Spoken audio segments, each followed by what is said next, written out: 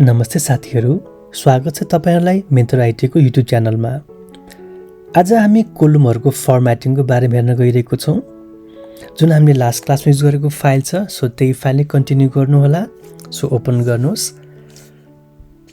त्यसपछि रेडी हुनुस्। अब हामी जाउँ डेटा सोर्समा।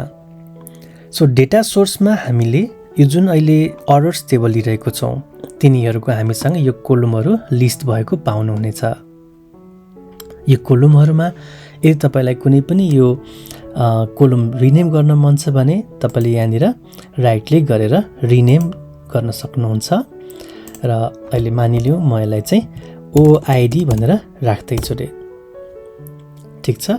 अर्डर डेटलाई चाहिँ म राइट क्लिक गरेर ओडी भनेर हाल्दै छु रे। यसरी हामीले रिनेम गर्न सक्छौं। यो रिनेम हामीले गर्दाखेरि यो नेमहरु, यो फिल्ड नेम जुन हाम्रो अगाडि रहेको छ यसमा मात्रै चेन्ज हुने गर्छ। यसको ओरिजिनल नेमहरु यसरी पछाडी तपाईले देख्न सक्नुहुन्छ। तपाईलाई लाग्यो कि अब यो रिनेम गरेको मलाई चाहिँ पुरानै नाममा फर्काउन मन छ भने तपाई एकदम सिम्पली यहाँ गएर ड्रप डाउनमा क्लिक गर्नुस् र यसलाई रिसेट नेम गर्न सक्नुहुन्छ।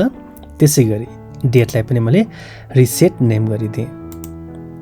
ठीक छ। यसरी तपाईले कोलमहरुलाई रिनेम गर्ने र रिसेट पनि गर्न सक्नुहुन्छ। अब यो जुन हामीले डेटा लिइरहेको छौं, जस्तै मलाई अर्डर आईडी को यो आईडीजहरु मलाई कतै कपी गरेर लानु छ भने सो तपाईले सिम्पली यहाँ ड्रप डाउनमा कपी भ्यालुज गर्नु होला। र म चाहिँ एक्सेल फाइल खोल्दै छु। सो एक्सेल फाइल भित्र गएर हामी यसलाई पेस्ट गर्दियौ। कन्ट्रोल भी। हेर्नुस् तपाईको डेटा सबै यहाँ कपी भएर आइसकेको छ। यदि तपाईलाई कुनै एउटा पर्टिकुलर सेल कपी गर्न मन छ भने यसलाई क्लिक गर्नुस्, कन्ट्रोल सी दबाउनुस् र एक्सेलमा गएर कन्ट्रोल भी दबाइदिनुस्। सो तपाईको डेटा यहाँ कपी भएर आइसकेको छ। यसरी तपाईले एउटा सिम्पल सेल, कुनै कोलम अर तपाईले अब पुरै डेटा पनि तपाईले कपी पेस्ट गर्न सक्नुहुन्छ। सो त्यसको लागि सिम्पलेस्ट वे भनेको डेटामा जानुस्, एक्सपोर्ट डेटा टु सीएसवी भनेर भनेको छ। सो अर्डर्स टेबललाई हामी एक्सट्र्याक्ट गर्दै छौं। सो एक्सट्र्याक्ट फ्रम ट्याब्लू भनेर मैले सेभ गरिदिएँ। अब हामी डकुमेन्ट्समा जाउँ। सो एक्सट्र्याक्ट फ्रम ट्याब्लू यसलाई ओपन गरौँ। हेर्नुहोला डेटा हाम्रो एक्सट्र्याक्ट भइसकेको छ। सो यदि तपाईको डेटा ट्याब्लूमा छ भने त्यसलाई सिम्पली तपाईले एक्सट्र्याक्ट गर्न सक्नुहुन्छ। यो कोलमहरुमा यदि तपाईहरुलाई कुनै पनि कोलम वाइज स्प्लिटिङहरु गर्नु छ, जस्तै हामीसँग छ यहाँनिर प्रोडक्ट आईडी।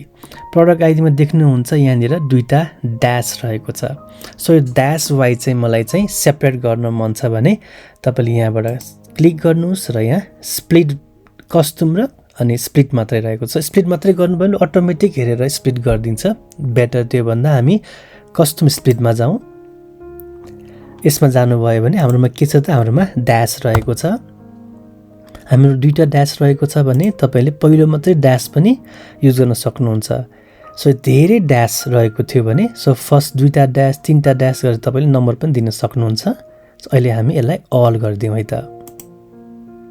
अल गरिदिउँ र यसलाई ओके गरिदिउँ। सो तपाईको प्रोडक्ट आईडी यो तीनटा जुन फिल्ड्स रहेको छ ड्याशले छुट्टिएको, यो अब यो लास्टमा देख्न सक्नुहुन्छ। स्प्लिट 1 2 र 3 भनेर आएको छ। ओके। अब यो फिल्ड्सहरु तपाईलाई यदि चाहिएन भने तपाईले डिलिट पनि गर्न सक्नुहुन्छ। यसरी ड्रप डाउन गर्नुस्, यहाँबाट डिलिट थिच्दिनु होला। सो बाँकी तपाईलाई काम लाग्छ भने यसलाई राखिराख्नुस्, अदरवाइज यसलाई पनि डिलिट गर्न सक्नुहुन्छ। तर यदि तपाईले अलरेडी टेबलमा भएको डेटालाई डिलिट गर्न खोज्नु भयो भने यसमा चाहिँ डिलिट पाउनुहुन्न है।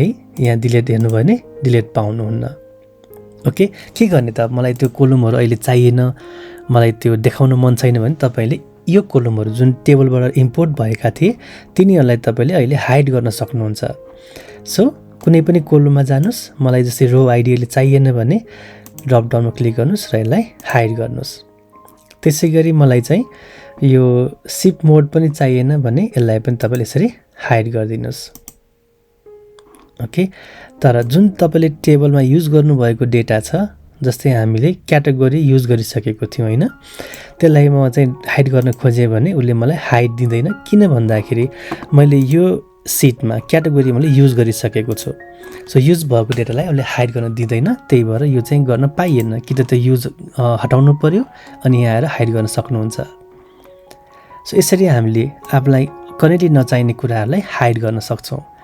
अब यो देखिँदैन, पछि मलाई फेरि चाहियो हाइड गरेको कुराहरू अनहाइड गर्नु मन लाग्यो भने तपाईँ जानुहोला सिटमा, त्यस पछाडि यो हाम्रो सानो ड्रप डाउनमा क्लिक गर्नुहोस् र यहाँनिर रहेको छ सो हिडन फिल्ड्स भनेर।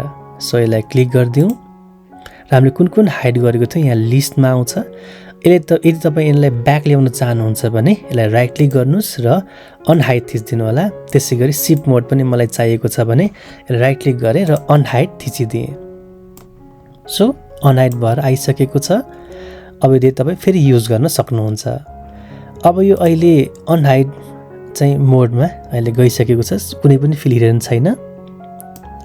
ठिक छ। सो यसरी तपाईँले त्यहाँ भएको डेटाहरूलाई हाइड र अनहाइड गर्न सक्नुहुन्छ।